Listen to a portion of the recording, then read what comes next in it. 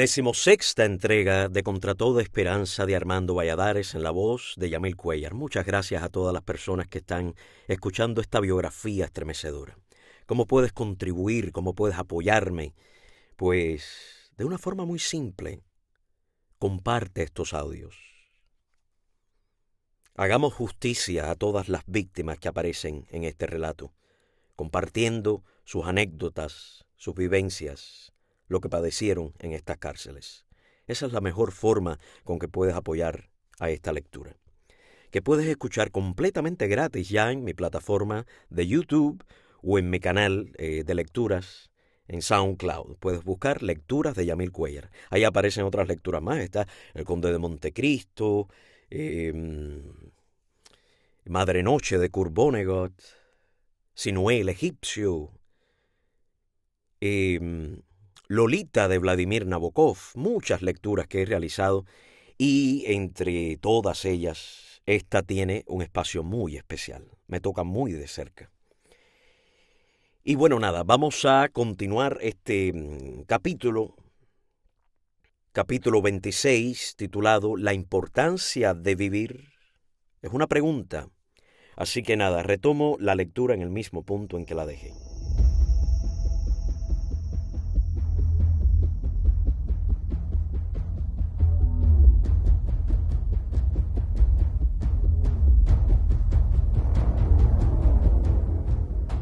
Llegaron los traslados entre circulares.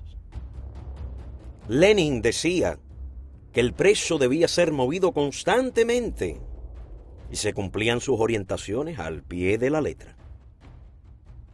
El objetivo que se persigue es el de desestabilizar al prisionero. El traslado lo fuerza a disolver los planes de todo tipo que ha elaborado, a romper el círculo de amigos. Esto lo desorienta, lo afecta psíquicamente y gasta entonces sus energías en la nueva adaptación. Con los frecuentes traslados, los planes de evasión quedaban desbaratados.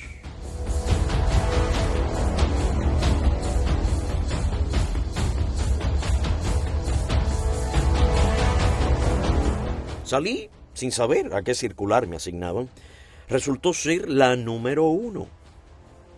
En la requisa frente a la reja de entrada, revisaron las pocas cosas que conservaba y me quitaron la mitad.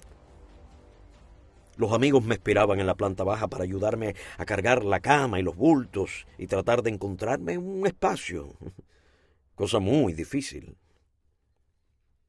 Se había inventado una forma de colocar una tercera litera entre las dos fijas a la pared, al igual que colgar hamacas de sacos de yute, porque era la única manera de que cupieran 4 o 5 en aquellas celditas. Boitel y Carrión estaban allí. El encuentro con ellos fue una gran alegría. Boitel vivía en el segundo piso con Pérez Medina, amigo desde cuando los dos éramos libres. Primo de Neno, el que me regaló el rosario y lanzó un camión lleno de tropas por un desfiladero. Conseguí un lugar en la celda 53 del segundo piso con Wilfredo Noda, uno de los mejores poetas de la prisión y amigo leal y extraordinario. Aquella circular, a la que jocosamente llamamos de los generales y doctores, parodiando el título de la conocida novela de Carlos Lobeira, estaba formada por un personal seleccionado cuidadosamente por la dirección del penal. Concentraron allí a todos los profesionales, universitarios, estudiantes, dirigentes de organizaciones anticastristas, políticos, exoficiales de alta graduación del ejército de Batista y de Castro, funcionarios de los dos gobiernos y elementos considerados por el régimen como peligrosos. Esta selección tenía el objetivo de distanciar a los miles de presos que estaban en las 3 circulares restantes, de los que el gobierno llamaba cabecillas o ideólogos. Pensaban las autoridades de la prisión que así los presos, sin la orientación de los que más alto nivel académico tenían y de los dirigentes políticos, serían más fácilmente manejables para llevarlos al plan de rehabilitación. Este enfoque equivocado lo mantuvieron durante años. El tiempo demostraría que la conciencia de cada hombre, sus escalas de valores y su orgullo personal le harían resistir sin necesidad de que otros le señalaran el camino a seguir. Desde el punto de vista intelectual, aquel tiempo en la Circular 1 fue para mí la edad de oro del presidio en la isla de Pinos. La astucia de nuestros familiares para pasar en las requisas los libros que nos traían nos proporcionó una abundante cantidad de textos sobre el saber humano. Ocultas en doble forro de las cajas de cartón se colocaron hojas de una Biblia que poco a poco se fue integrando dentro. Así pasaron varias Biblias en cientos de paquetes. Las actividades culturales con todos aquellos libros se intensificaron. Logramos introducir unos cursos de idiomas y a la semana se habían hecho decenas de copias manuscritas. Las libretas no alcanzaban, y cuando terminábamos una, borrábamos sus hojas con la suela de goma de los zapatos de tenis. Con este método, una libreta podía usarse hasta 5 veces. La alimentación se redujo a la mínima expresión, especialmente después del ciclón Flora, que en 1963 azotó Cuba de manera terrible, dejando cientos de muertos y arrasada la provincia de Oriente. La dirección del penal se presentó en las circulares recabando nuestra ayuda. Nos pidieron que donáramos ropa, frazadas. Muchos familiares nuestros vivían en las zonas afectadas y además por solidaridad humana lo hicimos gustosos. Fue impresionante ver presos que no tenían ni para suplir sus más elementales necesidades, dar lo poco que poseían. Frazadas, una camiseta, calcetines, para aliviar a los damnificados del ciclón.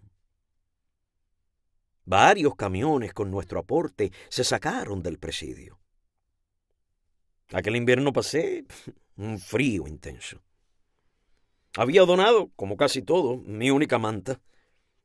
Luego conseguí un saco de yute y le cosí unos trozos de nylon, material que protege mucho porque no deja escapar el calor. Y con eso me abrigaba de noche. Increíblemente, la dirección del penal nos comunicó que durante 3 meses habíamos donado nuestro almuerzo para las víctimas del ciclón Flora. ¿Qué clase de gobierno es aquel que tiene que acudir a los presos para que los socorran en un desastre?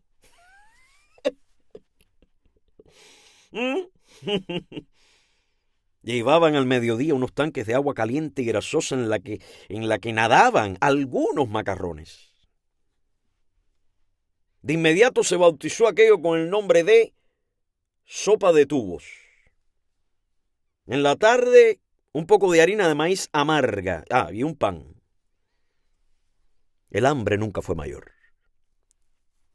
Hubo quienes se dedicaron a la caza de gorriones, que eran allí abundantes.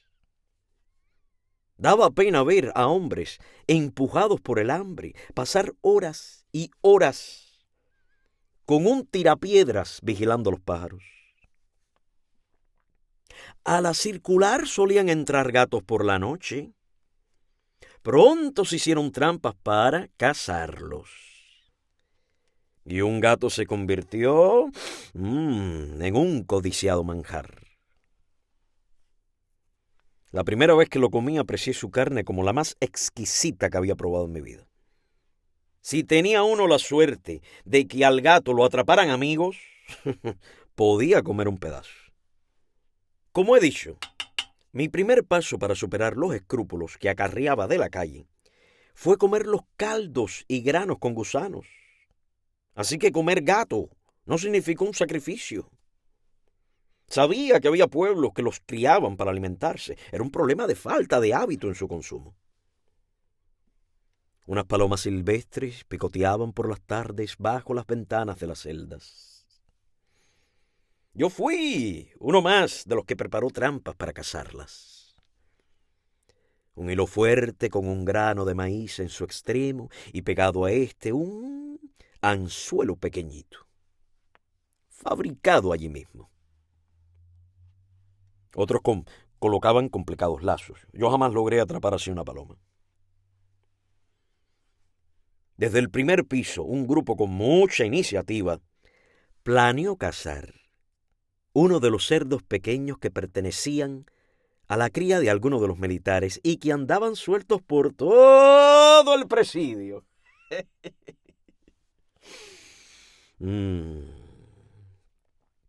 Hicieron una soga, sacrificaron pedazos de sus mazorcas de maíz para atraer al cerdo y lograron enlazarlo. Ellos sabían que no cabría por entre los barrotes de la ventana. Fue una operación de un salvajismo brutal. El animal daba unos chillidos tremendos, pero en cuanto estuvo a la altura de la ventana, unas manos le cerraron el hocico con fuerza. Otro sacó un envase de yute y lo colocó debajo del animal con el objetivo de que la sangre no cayera a tierra. Al mismo tiempo, con una sincronización perfecta, lo apuñalaron y despedazaron con una velocidad increíble. Lo fueron cortando en trozos que cupieran por entre los barrotes y en un santiamén estuvo dentro, descuartizado. Comenzaron entonces las llamadas de grupos de presos a la dirección del penal. Todos los días llamaban a 20 o 30. Casi siempre eran los mismos. Dirigentes de organizaciones contrarrevolucionarias o presos que tenían alguna ascendencia o relieve por su cargo o representatividad. El objetivo de las llamadas era ofrecerles la rehabilitación política. Les argumentaban lo de siempre, que era inútil la resistencia, que los familiares seguían abandonados, sin ayuda. Los que aceptaban tenían que firmar una planilla renegando de todas sus creencias y adoptando el marxismo como nueva razón de vida. Se daba la situación de que cientos de prisioneros que habían solicitado la rehabilitación no eran llamados, pues la dirección los consideraba inocuos dentro de la circular. Mientras tanto, iban haciendo una labor de zapa, desmoralizadora entre los que se negaban a dar ese paso. Intentaban al mismo tiempo captar a jefes de organizaciones, a presos cuya decisión podía, según la creencia de los militares, influir de manera determinante en la actitud de los demás. El grupito de norteamericanos había sabido que Denovan, el abogado que intervino en el canje de los prisioneros de Bahía de Cochinos, viajaba a Cuba con el afán de lograr una negociación en favor de ellos. La embajada suiza, que se ocupaba de los intereses de Estados Unidos en Cuba, había visitado a los norteamericanos, informándoles de cómo iban las gestiones. Un día los llamaron. Solo dejaron a Vidal Morales y a Rafael del Pino en la circular. Los dos se sintieron abatidos. Ambos eran cubanos con ciudadanía americana, pero conocían a Castro y su odio tenaz contra sus enemigos. Una tarde, mientras meditaba echado en su camastro, llamaron a Vidal Morales. Se levantó de un salto y, rodeado de amigos, recogió sus pocas pertenencias. Lo llevaron al pabellón donde se encontraban los demás norteamericanos. El director Tarrao, lamentando que lo hubieran llamado, le dijo que se había salvado a última hora. Allá en la circular quedó el único ciudadano norteamericano excluido del canje por el propio Castro, Rafael del Pino. Era el 13 de abril de 1962. Vidal Morales notó que para él este número tenía una significación especial. Un 13 de diciembre lo detuvieron. Fue juzgado un 13 de marzo y ahora, otro día 13. Daba el primer paso hacia la libertad. No todas las veces el número era fatídico.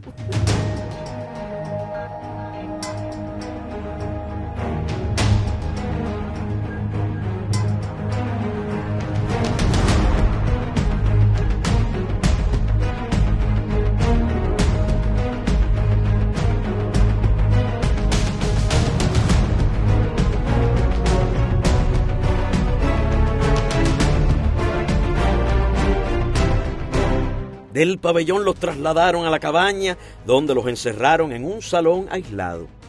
El día 21, Denovan fue a visitarlos para comunicarles que al día siguiente partirían con él rumbo a los Estados Unidos. En los últimos momentos, Jack de Saldo, otro preso que cumplía 10 años, y Johnny Espíritu se sumaron al grupo.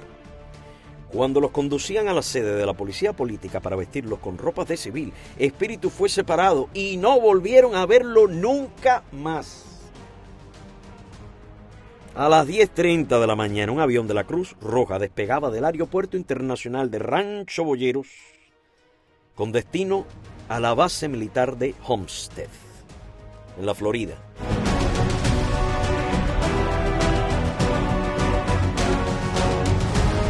Cuando la simpática azafata Kate Burnett le dijo a los emocionados pasajeros que podían zafar sus cinturones de seguridad, abrió 2 botellas de champaña para brindar y Denovan, mirando el litoral habanero que iba quedando atrás, les dijo: ¡Ay, ya estamos en aguas internacionales, ya ustedes son libres! ¡Ay! Todos aplaudieron con entusiasmo y más de un par de ojos se nublaron de llanto.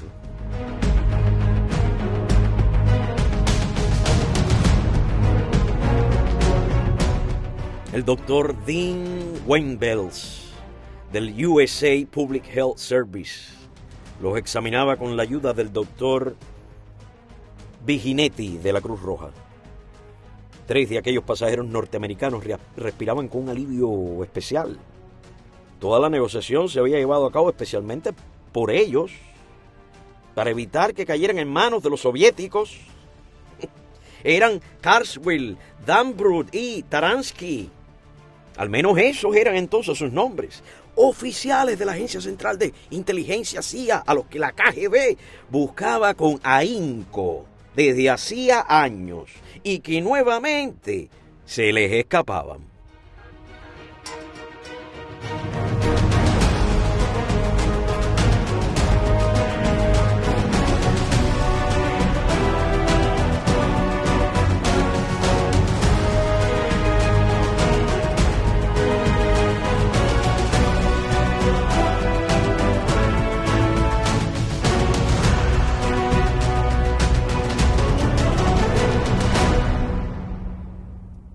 Amigos y amigas, iniciamos un nuevo capítulo físico del libro, capítulo número 27, titulado El juicio a los pilotos. Continuamos.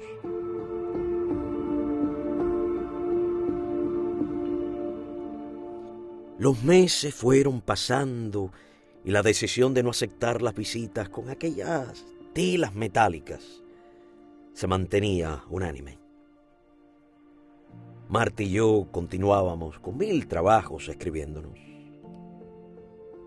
Ideamos un método de escritura invisible, muy elemental, pero que nos dio resultado. Como estaba permitida la entrada de libretas escolares, Marta, siguiendo mis instrucciones, preparó una tinta invisible que se podía confeccionar muy fácilmente. En agua hirviendo se agregaba un poco de almidón de yuca hasta formar un líquido de la consistencia de una pasta muy suave. Luego, utilizándola como si fuera tinta, podía escribirme. La pluma trazaba las letras con el suave brillo del líquido, que muy rápidamente desaparecía, absorbido por el papel. Cuando yo recibía estas libretas para revelar la escritura, agregaba unas gotas de tintura de yodo a un poco de agua. Después mojaba un algodón en este líquido y lo pasaba por las hojas. Entonces iban saliendo las letras precisas, claras, legibles, con facilidad. Marta se convirtió en una verdadera experta. Después se le ocurrió, para poder escribir con más velocidad y no tener que mojar la pluma, conseguir una estilográfica nueva, que no hubieran cargado nunca con tinta, y la llenó con la solución de almidón. Cada 2 meses recibía yo una libreta completa escrita por ella, Era una gran alegría para mí ir revelando cada página. Cuando por razones de seguridad necesitaba mandarle a decir algo, usaba el mismo método. A veces incluso enviaba la carta por la requisa. Tenía una táctica que no fallaba. Usaba una hoja grande de rayas, escribía mi mensaje oculto debajo de la línea y a continuación, sobre la misma línea, redactaba una carta elogiando el buen trato que recibía de las autoridades. Y con eso era suficiente. Mi carta llegaba sin falta a manos de Marta. Ella debía usar dos formas para revelar: la misma empleada por mí, o el calor, porque yo no siempre podía obtener el almidón de yuca. Cuando eso ocurría, para escribirle usaba una aspirina disuelta en agua, pues el ácido acetilsalicílico reacciona al calor. Lo mismo sucedía con un medicamento llamado Paomín, un antiespasmódico que había en el botiquín, o jugo de limón. Y cuando no tenía ninguno de ellos, utilizaba el que no faltaba jamás: los orines. Aquella correspondencia con Marta era mi más importante dedicación entonces. Gracias a ellas nos íbamos adentrando uno en el otro. Ya Marta no era la jovencita de 15 abriles. Ahora tenía 17. Y los dos íbamos fabricando en nuestro mundo de letras un futuro muy hermoso que compartíamos con fervor y esperanza. Aquella amistad llenó de ternura y fe nuestras vidas. Comenzamos a sentirnos como amigos de siempre, como dos seres queridos que hacía mucho tiempo nos encontraban. Para mí fue un dulce apoyo, un sostén firme que me ayudaba grandemente. No le había declarado mis sentimientos, pero aún sin esas palabras, ya sentía que había alguien que pensaba en mí, que esperaba por mí, además de mi familia. Su padre Benito había sido ubicado también en la Circular 1, y aunque no pudimos tomar la misma celda, vivíamos ambos en el segundo piso.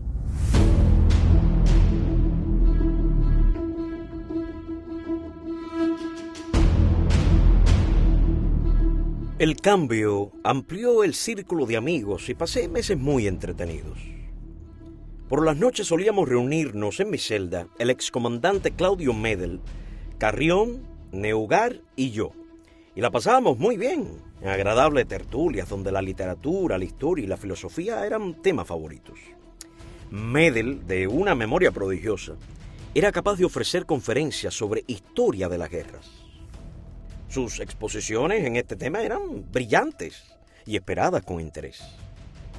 En una ocasión pronunció para los estadounidenses, en inglés, una charla sobre la Guerra Civil Norteamericana, y estos comentaron que jamás habían escuchado en su propio país nada tan completo.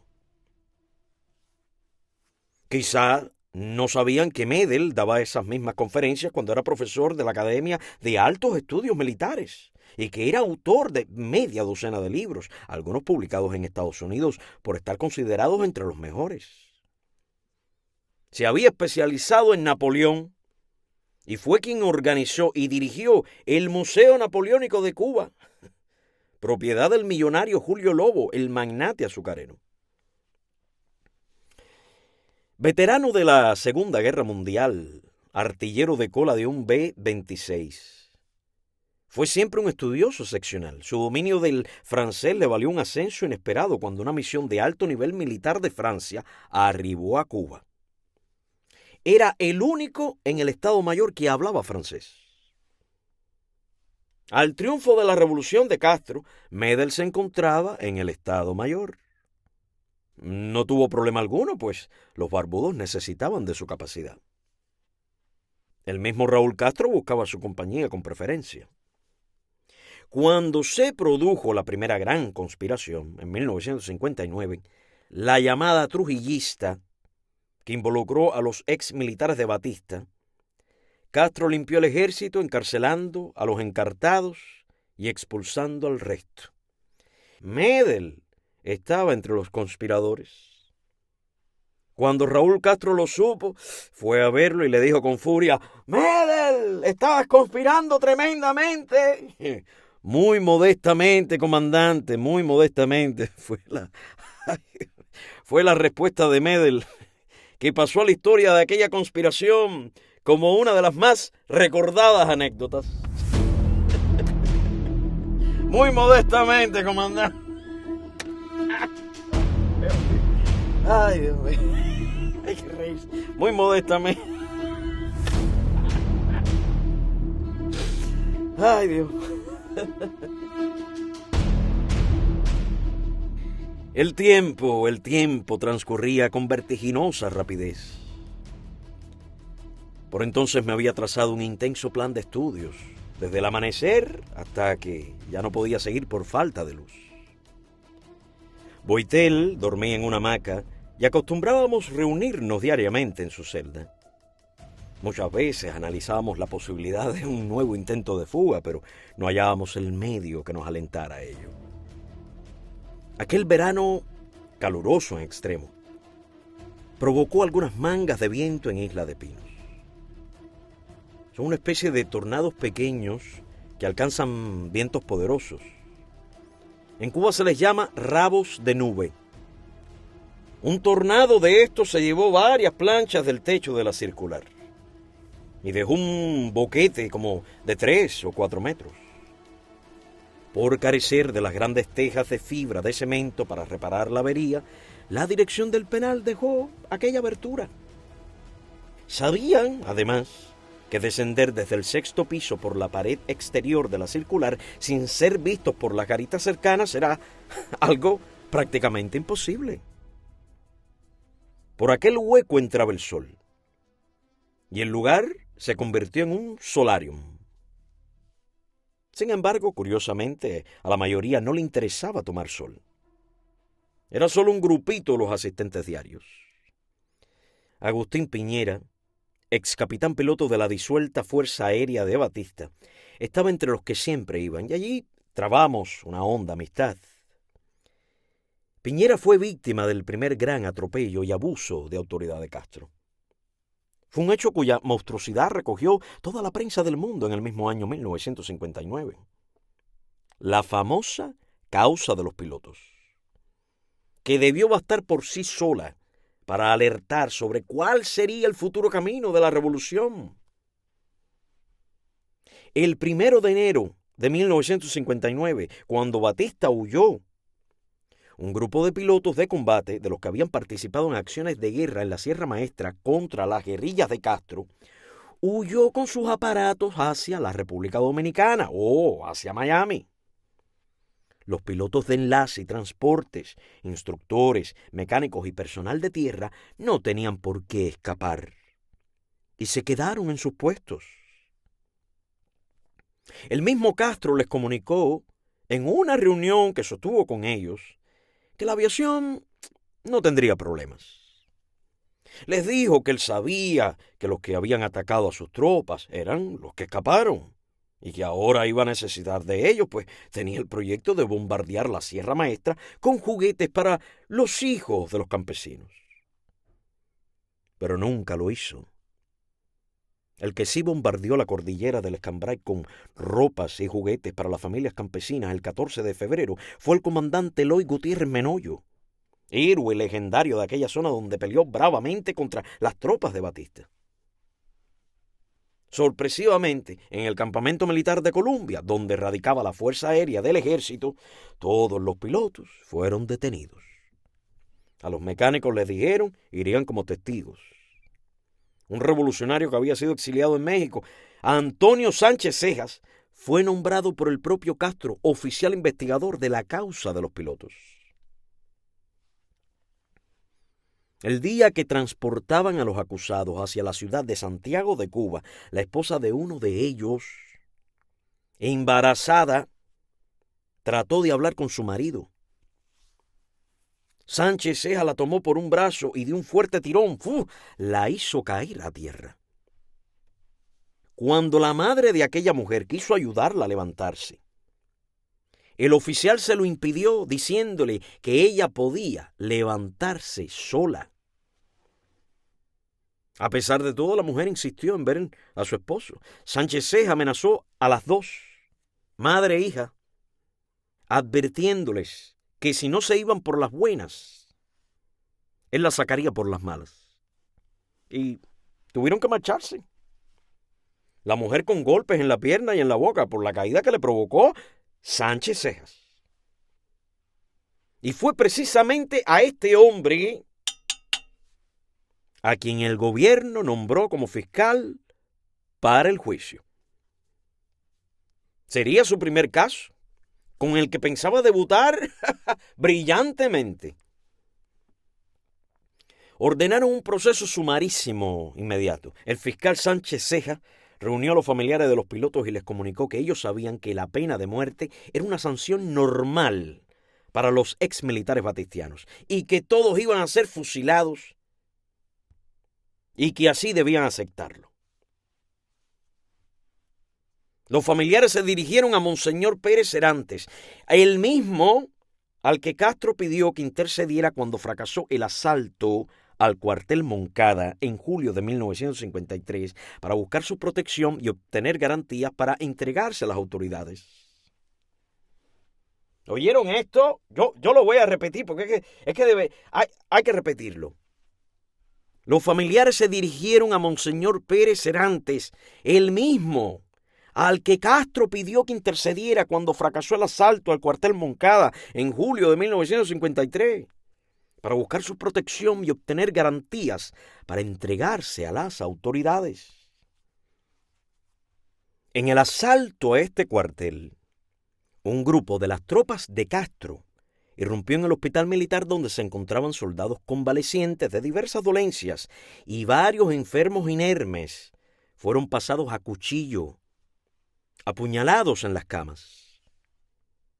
Algunos no se habían repuesto todavía por completo del efecto de la anestesia de la reciente intervención quirúrgica y pasaron del sueño limitado al eterno. Los familiares de los pilotos, con la intervención de Pérez Serantes y del sacerdote Saveve, lograron que el juicio se aplazara, obteniendo así, al menos, abogados y tiempo para preparar la defensa. El presidente del tribunal que se constituyó para aquel proceso fue el comandante Pena, jefe de la columna 18 del ejército rebelde.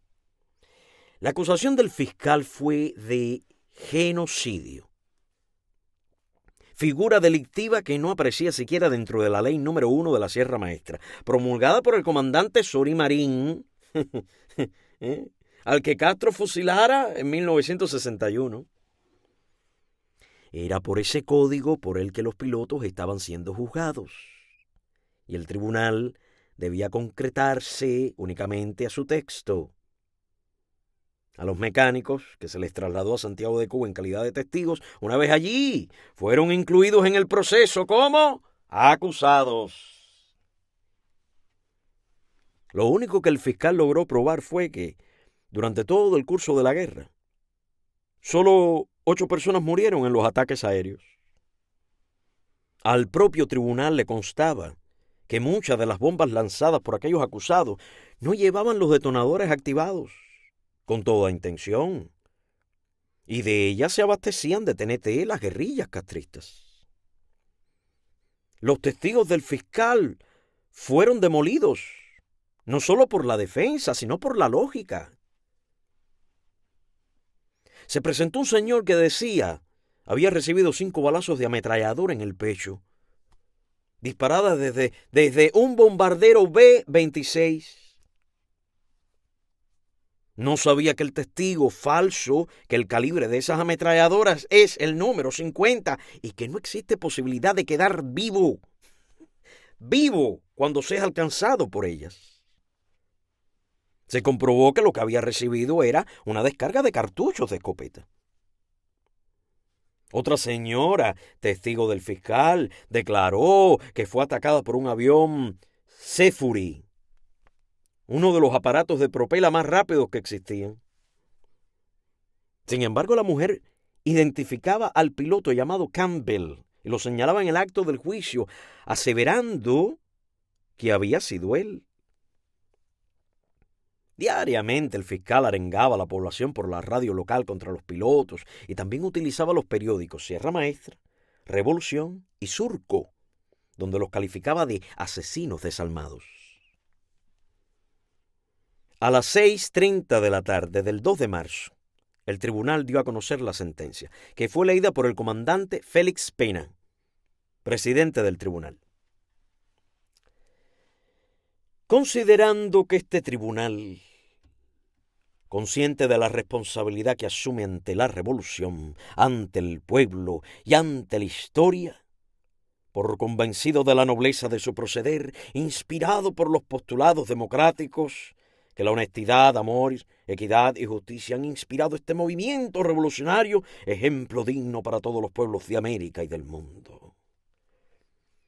Fallamos que debemos absolver y absolvemos a todos y cada uno de los acusados en este proceso, disponiendo al propio tiempo la libertad de los mismos, solo por esta causa, debiendo dictar al efecto todos los despachos que fueren necesarios para el cumplimiento de esta resolución, así como la notificación de la misma a todas y cada una de las partes. La reacción del fiscal Sánchez Cejas fue inmediata. Habló con Raúl Castro, que estaba al tanto del juicio. Se dirigió luego a una estación de radio, la CMKC.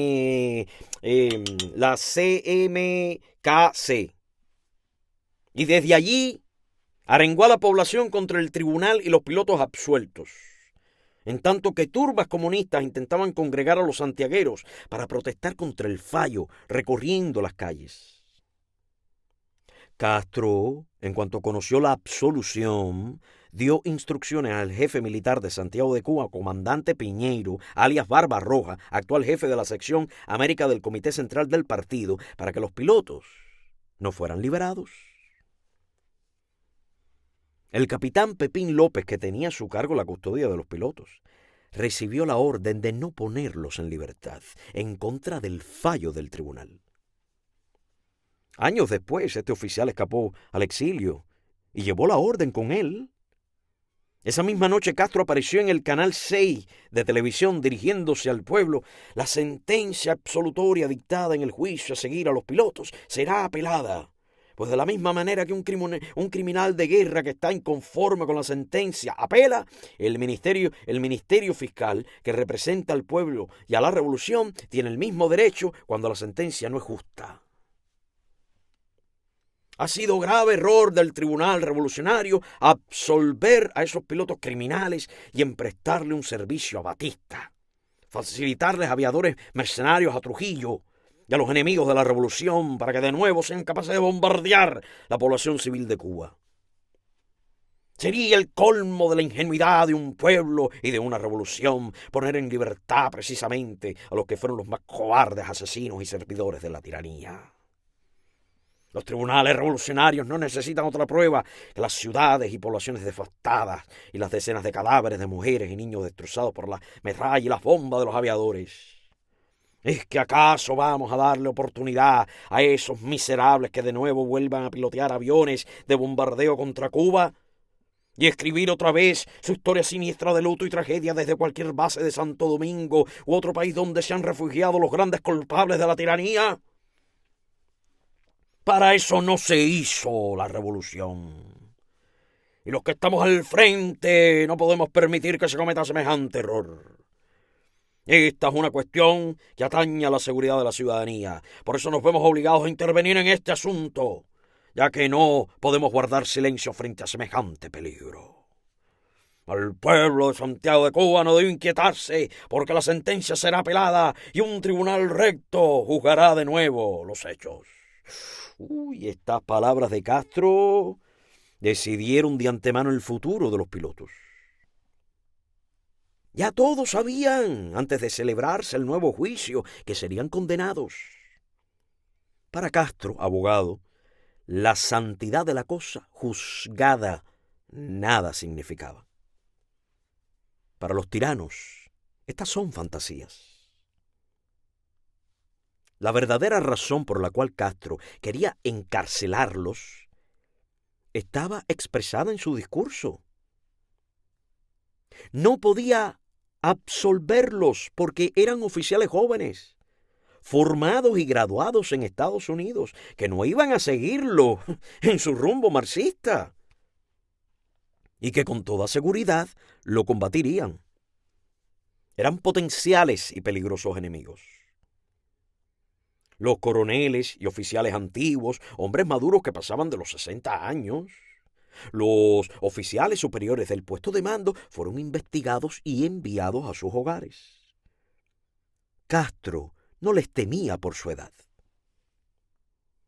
Toda la acusación de ciudades devastadas y decenas de cadáveres de mujeres y niños era pura mentira. El mismo fiscal había admitido que durante los 2 años de guerra la aviación causó solamente 8 muertos. Algunos de estos por accidente, como el ocurrido en el poblado de Sagua de Tálamo, donde una caja de parque lanzada desde un avión cayó sobre la casa de un campesino, provocando una víctima. Los pilotos fueron acusados de bombardear este caserío, que se demostró había sido incendiado por tropas de infantería, primero del ejército de Batista y después por el propio Castro. Igualmente fueron acusados del bombardeo de la iglesia del poblado de Huaynao, cuando nunca existió ahí una iglesia. Castro nombró un nuevo tribunal formado por servidores de su absoluta confianza, presidido por el comandante Manuel Piñeiro, que condenó a 30 años de cárcel a los pilotos y a 10 a los mecánicos. La sentencia incluía trabajos forzados. A los abogados defensores del primer juicio, Peña Justiz y Artides de Acosta, los expulsaron del ejército y fueron además separados de sus cátedras en la Universidad de Oriente, donde eran profesores. El primero terminó en la prisión, donde se encontraría con sus defendidos. El comandante Félix Pena, presidente del primer tribunal, el que absolvió a los acusados, y el teniente auditor Parúas, solicitaron al comandante Yabor, también miembro del tribunal, que presentara sus renuncias al presidente de la República, Urrutia, las cuales fueron aceptadas. Unos días después, el comandante Félix Pena apareció muerto dentro de su automóvil. Tenía un balazo de calibre 45 alojado en el corazón.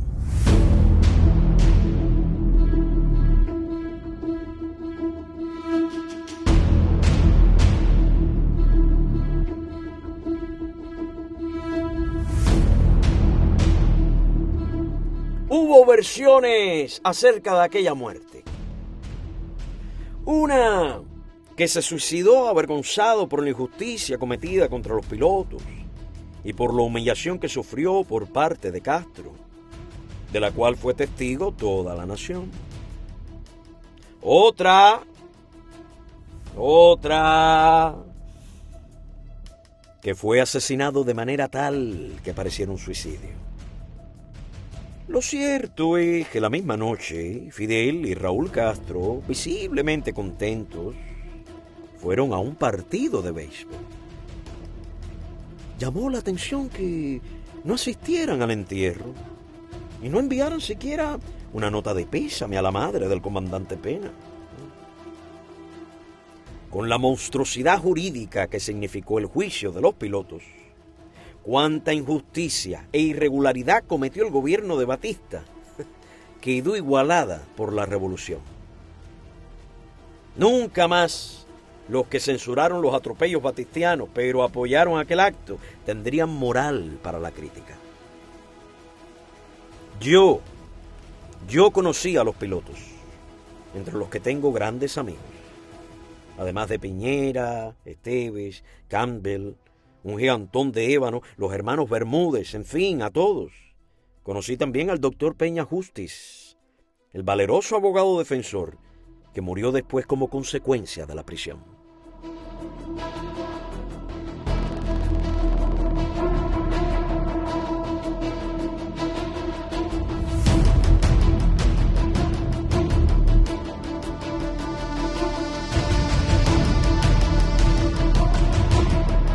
Amigos y amigas, muchísimas gracias por acompañarme hasta este punto de la lectura. Pasen todos un feliz día y hasta una próxima entrega de Contra Toda Esperanza de Armando Valladares.